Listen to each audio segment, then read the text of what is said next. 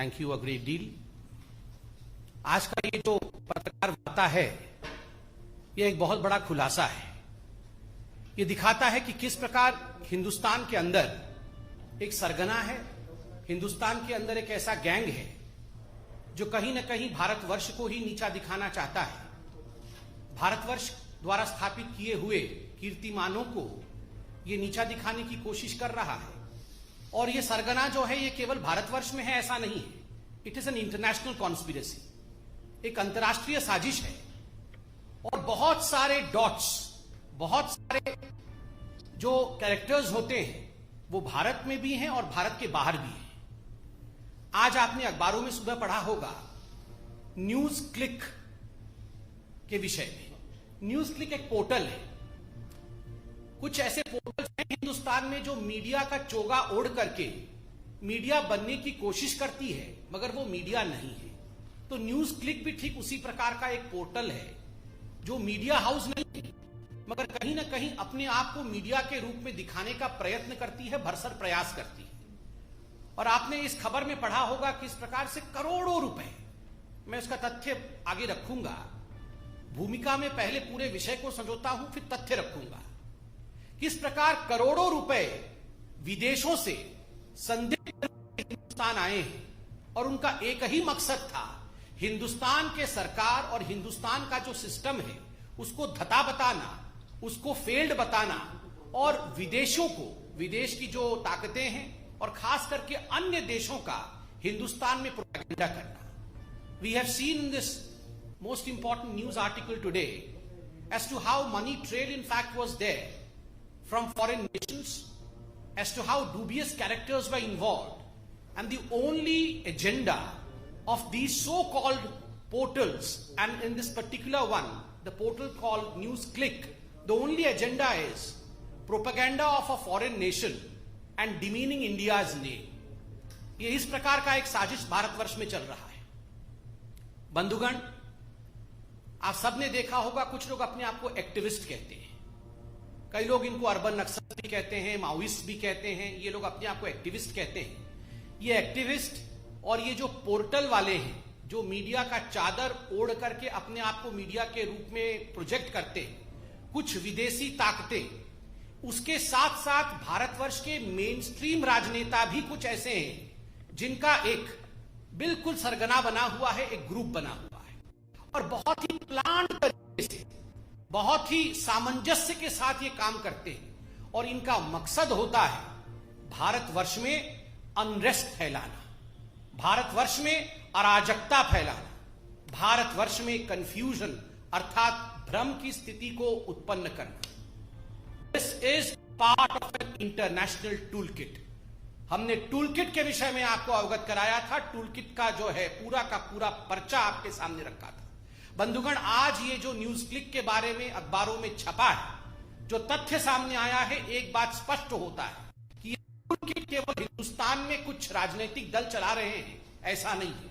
हिंदुस्तान के बाहर भी एक बहुत बड़ा ऐसा परियोजना है, एक प्रयोजन है, एक प्लान है, एक कॉन्स्पिरेसी है जो इस टूल किट का हिस्सा है। तो it would not be wrong two point out that apart from a domestic tool kit, there is an existence of an international conspiracy in form of an international toolkit.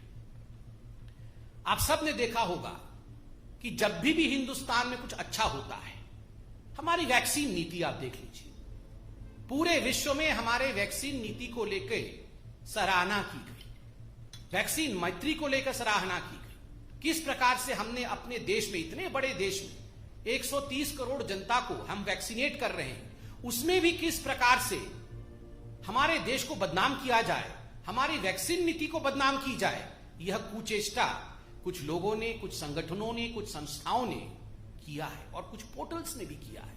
आज समझ में आता है ये किस प्रकार से हो रहा था, फॉरेन फंडिंग के माध्यम से हो रहा था। सेंट्रल विस्टा, ये उदाहरण मैं आपको दे रहा हूं बंधुगण कि किस प्रकार एक सोची समझी साजिश चल रही है। सेंट्रल विस्टा, जिसको लेकर सुप्रीम कोर्ट, हाई कोर्ट, हमारे माननीय कोर्ट ने कहा कि हमें किसी प्रकार की आपत्ति नहीं है, ये बहुत अच्छे प्रोजेक्ट्स हैं, इनको आगे बढ़ने चाहिए, मगर उसके बावजूद जिस प्रकार से कुछ लोगों ने जिद पकड़ करके in a stubborn manner, they went ahead with their agenda of demeaning the Central Vista project.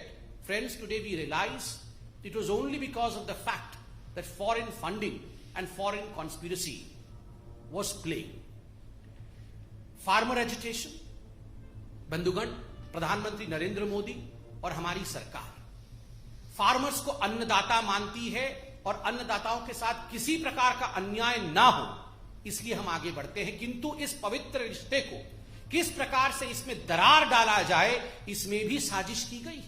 और आज ये जो न्यूज क्लिक वाला इशू हुआ है, जिसके विषय में अभी मैं संक्षेप में बताऊंगा, ये बात स्पष्ट होता है कि बहुत बड़ी बड़ी ताकतें हिंदुस्तान को कमजोर करने के लिए लगी हुई हैं। यहां कंफ्यूजन, भ्रम और अनरेस्ट अर्थात अराजकता कैसे फैले, इसकी कोशिश हो रही है। जब से प्रधानमंत्री नरेंद्र मोदी हिंदुस्तान के प्रधानमंत्री बने, कहीं ना कहीं हिंदुस्तान में तो ऐसा नेता हैं ही जिनके आंखों में वो खटक रहे हैं, विदेशी ताकतें भी ऐसी हैं जिनकी आंखों में वो खटक रहे हैं। तो एक बहुत बड़े रूप में किस प्रकार से भारतवर्ष के नाम को नीचा किया जाए, किस प्रकार से प्रधानमंत्री नरेंद्र मोदी जी की चेष्टाओं को, जो वो सुचेष्टा कर रहे हैं भारतवर्ष को आगे बढ़ाने के लिए, उसको कैसे कम करके दिखाया जाए, यह सब कोशिश की जा रही है।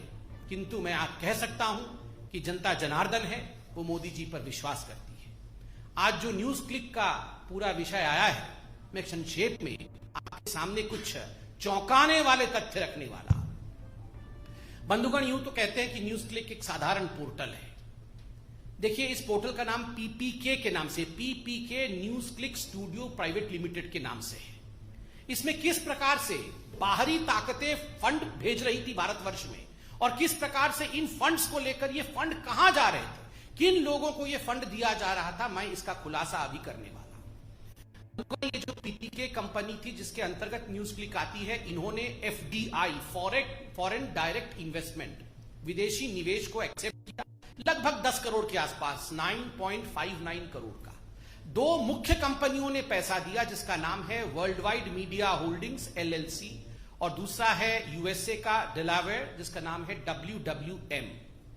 इन दोनों ने इसमें मेजर रूप में पैसा इन्फ्यूज किया एफडीआई के रूप में। और ये जो WWM है, इसमें 3 लोग मुख्यतः सम्मिलित थे, वो विदेश के थे। जैसन पेट्शर, नेविली रॉय सिंघम, जो कि श्रीलंका के और उसके बाद अभी अमेरिका में है, और एक तीसरा व्यक्ति है जो एक विदेशी ताकत है और किसी विदेशी देश के फंड को पूरी तरह से हवाला के माध्यम से डाइवर्ट करके किस प्रकार से इसका यूटिलाइजेशन भारतवर्ष में किया जा सके, डूबियस रूट से उन्होंने WWM ने पीपीके अर्थात न्यूज क्लिक को भेजा। बंधुगण, आपको जान के आश्चर्य होगा, ये जो निवेश होता है विदेश से, एफडीआई होती है, उसके लिए आपको एक शेयर वैल्यू दिखाना पड़ेगा कि हाँ ये जेन्युइन लगे, ये बड़ी कंपनी थी, तभी जाके हमने निवेश किया। कुल मिलाकर 10 रुपए प्रति शेयर का न्यूज क्लिक का वास्तविक जो चरित्र है, वो 10 रुपए प्रति शेयर का उसका ओरिजिनल स्वरूप है।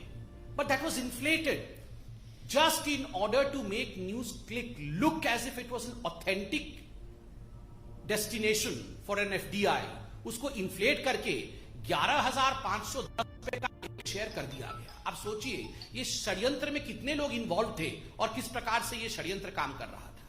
केवल ये 10 करोड़ का जो एफडीआई था यही नहीं, लगभग 30 crore, to be precise 28.46 crore रुपया ये जो न्यूज इसने भिन्न भिन्न एजेंसियों से, विदेशों से रिसीव किया। Justice and education fund inc USA, ऐसी बहुत सारी यूएस के एजेंसीज हैं, कंपनीज हैं, जिनसे इन्होंने लगभग 30 करोड़ रुपए लिए हैं। और ये 30 करोड़ रुपए किस लिए लिए हैं? ये 30 करोड़ रुपए लिए हैं maintenance of people dispatch portal. ये 30 करोड़ रुपए लेके एक पोर्टल है जिसका नाम है पीपल्स डिस्पैच पोर्टल, उसका ये मेंटेनेंस न्यूज क्लिक वाले करें।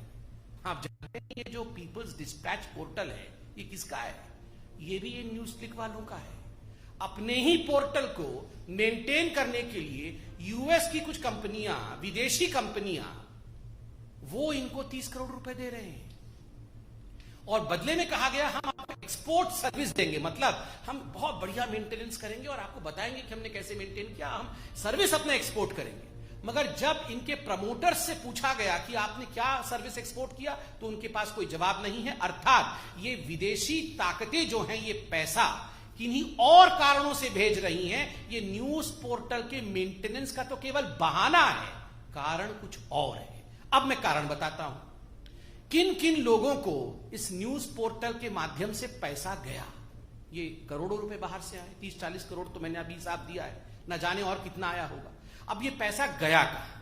मैंने आपको कहा था कि हिंदुस्तान के अंदर ऐसे कुछ राजनेता हैं, ऐसे कुछ एक्टिविस्ट हैं जो चाहते हैं कि हिंदुस्तान में एक माहौल भ्रम का और अनरेस्ट का बने। आपको याद होगा गौतम नौलखा, क्योंकि एल्गार परिषद के जो माओइस्ट लिंक थे वो अरेस्ट हुए थे। गौतम नौलखा, कई लोगों ने उन्हें अर्बन नक्सल भी कहा, और गौतम नौलखा जिन्होंने भीमा कोरेगांव केस में हिंदुस्तान में अनरेस्ट फैलाने की कोशिश की थी, उनको इसमें से लगभग 21 लाख रुपए मिले। ये तो एक रिकॉर्ड हमारे पास है, आज अखबारों में भी छपा है। न जाने कितने सोर्सेस से ऐसे कितने रुपए इस प्रकार के एक्टिविस्ट्स को मिलते होंगे। यह चौंकाने वाला है, 21 लाख रुपए गौतम नौलखा को मिले। दूसरा, इसमें से लगभग 52 लाख रुपए बप्पादित्य सिन्हा। बप्पादित्य सिन्हा कौन है? बप्पा आदित्य सिन्हा है, ये एक बहुत प्रमुख व्यक्ति हैं, शेयर होल्डर भी हैं न्यूज क्लिक के, पीपीके के। मगर अगर राजनीतिक रूप से देखा जाए तो Sinha ji communist party of India के आईटी सेल के एक प्रमुख सदस्य हैं। कम्युनिस्ट पार्टी के आईटी सेल के एक प्रमुख सदस्य हैं मिस्टर सिन्हा, और उनको 52 लाख रुपए दिए गए थे पीपीके कंपनी द्वारा। खुद वो शेयर होल्डर भी है। और तो और हमें समझ में यह नहीं आ रहा है, 9वीं क्लास पढ़ा हुआ एक इलेक्ट्रीशियन है जोसेफ राज, जिनको 1.5 करोड़ से अधिक रुपए पीपीके ने दिया। क्यों दिया? ये सारा पैसा किसी के माध्यम से किसी और को दिया जा रहा है। क्यों दिया जा रहा है?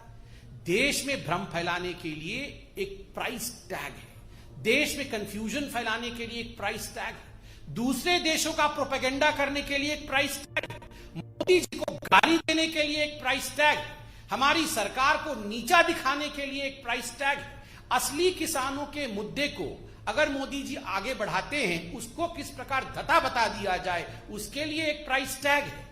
सीएए पे किस प्रकार से रोड जाम कर देना है, अगर आप करने में सक्षम हैं तो एक प्राइस टैग है।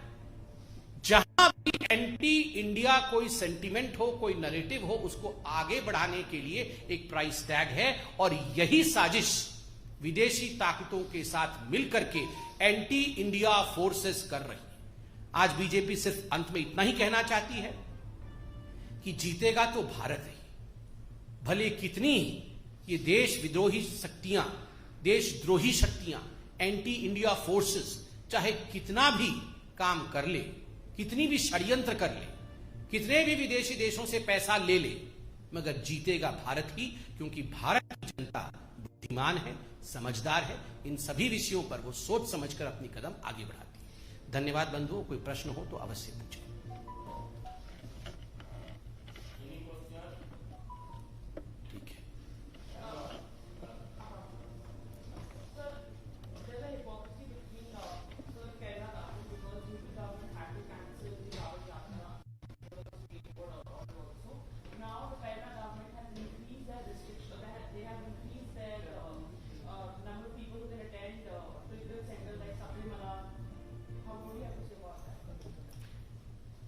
See, as far as COVID is concerned, it is a matter of concern.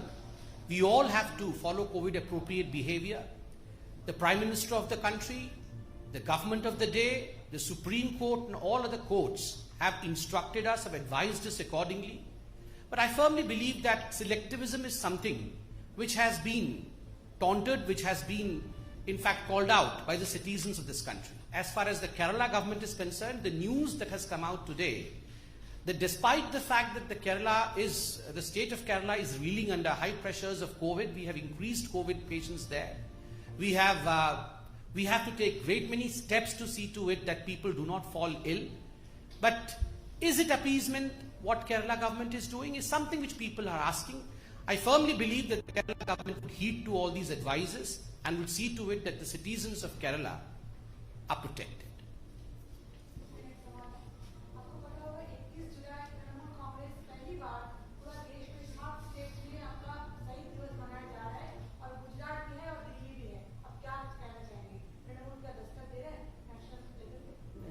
से क्या दिवस? अच्छा,